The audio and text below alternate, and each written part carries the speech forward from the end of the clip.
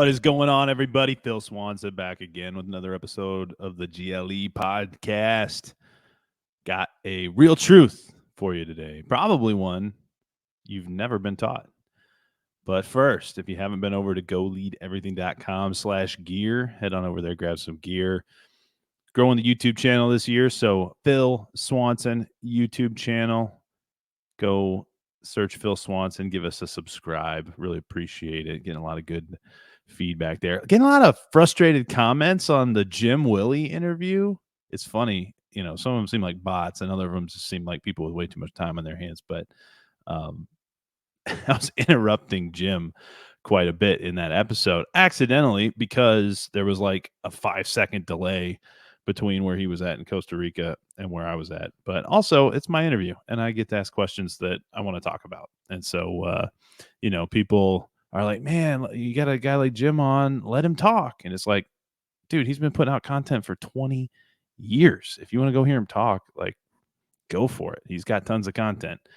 I've heard a lot of it, and I had some specific questions. So I'm going to ask him what I want to ask him. And it's really incredible to me. Of all the interviews I've watched, like I've watched countless interviews, podcasts, listened to them, that sort of thing.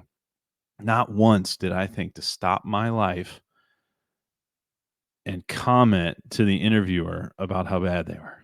So anyway, I don't even know if these are real people or not, but a lot of them were commenting really positive things about Jim. So I love that for sure. Hey, as we're jumping in today, share the show. If you are a regular listener, help us grow the show and share the show. If you haven't already, we'd really appreciate it. Know it can benefit someone, especially this one today. We've got a couple different show formats. Today's a real truth where I share something that I think will benefit your life. And they're solo episodes typically. We also do real conversations where I bring on guests, typical interview type of format, but real casual, conversational, and not a super structured question answer type of interview, just a real conversation. So those are the two formats we got. And today we're talking about car buying. Have you ever bought a car? Did you go into buying a car knowing what you're doing? I know I didn't. Many of you probably didn't either. I'm assuming most of us were never taught how to buy a car. And, there's a lot of people that are good, that know what they're doing, that have been in auto sales, for example. But most people, I would think, probably were never taught how to buy a car. Seems like an important thing because you're going to do it your whole life. Is that by design? Then we're not teaching people how to buy cars. It's like, nobody taught me how to buy a house either. I just, you can go try it and hope you know what you're doing, right?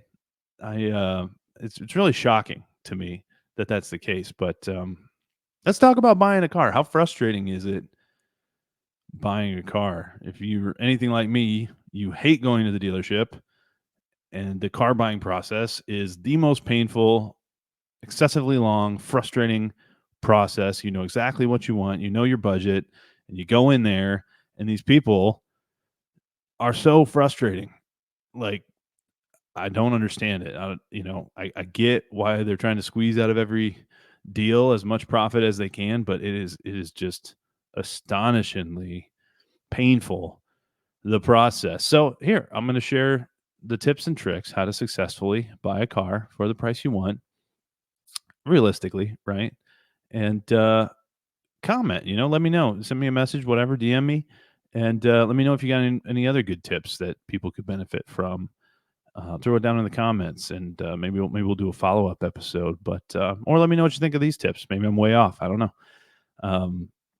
So here's my thinking. You go into the dealer. What are they going to do? Well, they're trying to get the most out of you, so they're just going to throw out a really high number when, first off, they won't even get to the number. They're trying to like talk about a payment and talk about this and talk about that. And they just want you, like, they're trying to get you like emotionally attached to a car or something like that. So they like have you in the car. What kind of car do you want? They're asking questions while you're in there, trying to tailor their approach. But from what I found, like people are so frustrating because it's like, hey, you want to go drive this car? It's like, no, I've already test drove cars. Like, I know I want that one. Like, can we just what's a number? And it's almost hard to pull a number out of them. It's really kind of strange. Um, and then you get the number, and you want to just laugh and walk out the door. I mean, it's if you know anything about what you're doing, you get the number, and it's like, why are you showing me this? Like, we're way off. I'm not going to buy the car for that. But apparently, some people do, probably because they're not educated on car buying, or maybe they just have so much money they don't care. But to me, even the people that have a lot of money probably are good with money and should care a little bit that they're not getting totally ripped on a deal. So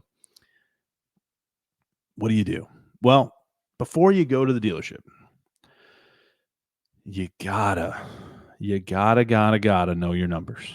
I'm a numbers guy, and many people probably get frustrated or annoyed or overwhelmed digging into the numbers, but they're pretty simple on cars.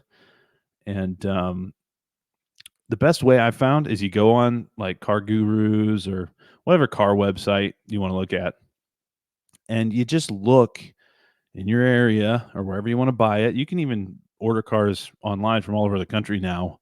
So that might even be a good way to do it because I think you can probably get better pricing, but you're running a risk because you can't test drive it and all that stuff. But um, just do a lot of research. Go look at cars, look at years, look at mileage, look at condition, look at pricing, and just understand the fair market value of the car you're looking for, right? And like to me, that's like the biggest step is just understand what's a fair price that you're seeing, and understand what you're willing to pay, right? And understand the dealer's they gotta make money, right?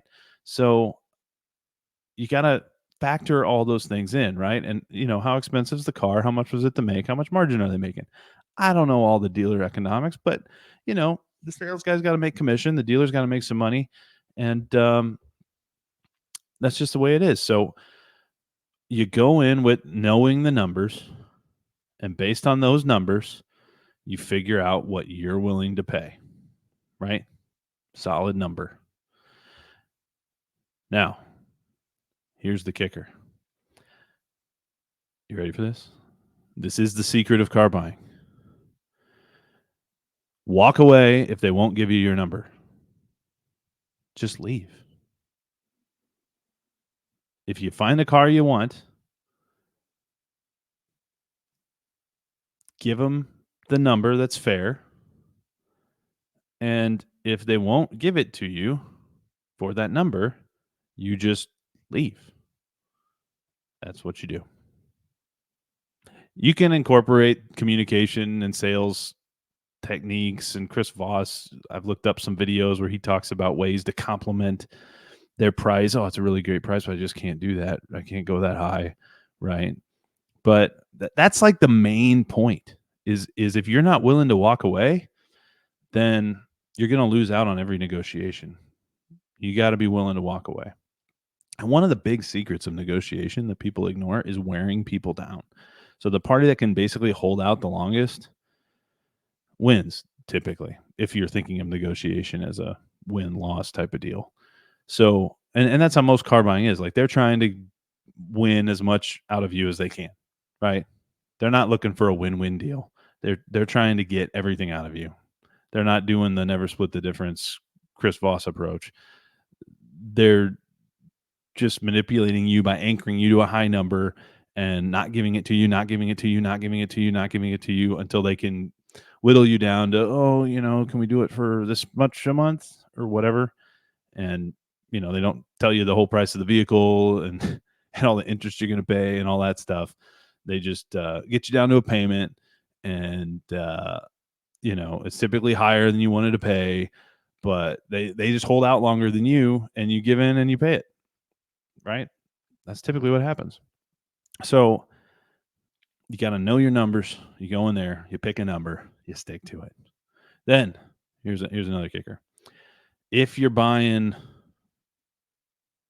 versus leasing, you can probably do this on a lease too, but towards the end of the negotiation, if you're kind of close, if the price is close but it's not quite there, one thing you can do is have them throw in something.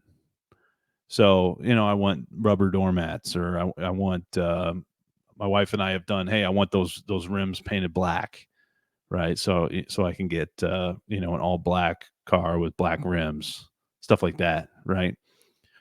Throwing stuff in. Don't like stop once you get to a price that you can stomach. Don't worry about the price anymore, and see if you can get some more value out of them by getting something tangible that you want, additional to the vehicle.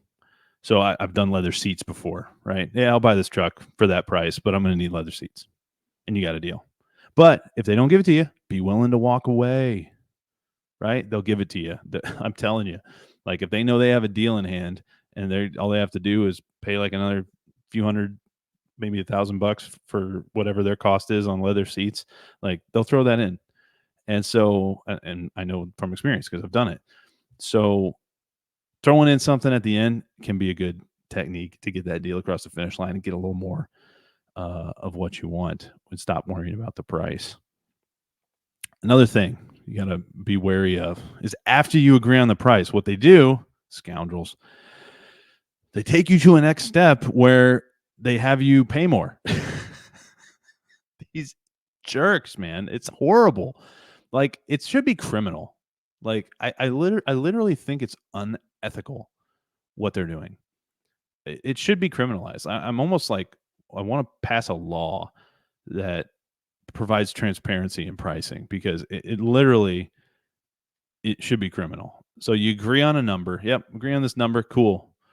Then you go to the next step, and it's like, oh yeah, by the way, that number that you agreed on didn't include the maintenance plan for your lease. It's like, what? So yeah, for that, it's going to be an extra $40 a month over the 3-year term of your lease. Or yeah, you can buy this additional warranty for, X amount, blah, blah, blah. So like, yeah, I guess if you want to do all that stuff, you can, but it's really frustrating, right? Like you just agreed on a number, and now they're raising the price on you, right? To get more out of you through their maintenance services. So make sure you don't forget about that when you're negotiating that price, especially on like a lease, and just say like, hey, look, we're going to do the dealer maintenance plan, and that needs to all be included in the price of the lease. This is something that I forgot recently when buying a car, and I just said whatever, and it's not a big deal because I'll pay for a couple oil changes, but I was kicking myself because I should have thought about it and I didn't, and I gave in. I wore down. I'd been at the dealership for like 4 hours or 3 hours or something ridiculous, and it's just crazy. So plus they come to you with a number, and then they have to like go back and talk to the guy who really gets to decide the numbers, right? And then he just comes back and hands you. So like you're not even allowed to talk to the decision maker on their side. So that's like ridiculous, right? It's like not even, it seems like it should be unethical. And maybe I'm crazy, and y'all probably think, oh, Phil, you just don't understand business. Well, I'm just ethical. I'm just an honest, ethical dude. And, maybe that will get me taken advantage of at times. But I think the best leaders can get punched in the face. They know they're sharp, they're savvy, but, they're willing to take some hits, doing the right thing. And they're not afraid to get hit. Right. And so, yeah, it's something to think about is just kind of the mindset around sales, and being transparent with buyers, right? One thing that's really important when you go in is you just know what you want, and you know your numbers, right? That's really the big thing, and just be willing to walk away, right? Be willing to walk away. So, do your research, know your numbers, stick to your price, be willing to walk away, have them throw in some extras when you get close, and make sure you include the maintenance. Am I forgetting anything? I'm sure there's more. There's probably like a dozen things I'm forgetting. But like real quick one today. The reason I was thinking about this is I know people that have bought cars recently. I just bought a car recently because my wife's lease was up. It's so frustrating. Can someone please reform the auto industry so that there can just be transparent pricing? The dealer can make money. People can, people can just buy cars and not get totally screwed because they don't know what they're doing. I mean, do we really? I guess we just need to educate people, or maybe they just don't care enough and it's on them because they should do the research themselves. Like they're so dumb for not knowing that they deserve it. Right? Like, I don't know. Is that the wrong way to think about it? Maybe my mindset's totally off on this one, but I think car sales, and I've heard from people in that industry that they almost have trouble working for these dealers because they know how bad they're screwing people over and their sales methodology. So something to think about. Some real truth for you today. Hope this helped you. Stick to your price. Do your research. Go in with a number you know. Be ready to walk away. Have them throw in something at the end, like leather seats or rims or something. Once you get close to the price you want, stop worrying about the price and then have them throw something in. Maintenance, another thing you can have them throw in as well. And man, what am I forgetting? That's probably it. Don't waste too much time at the car dealership, y'all. Hope you're having a good drive or whatever you're doing. Maybe you're in a new car right now. Hope you are. But as you go, share the show and go lead everything.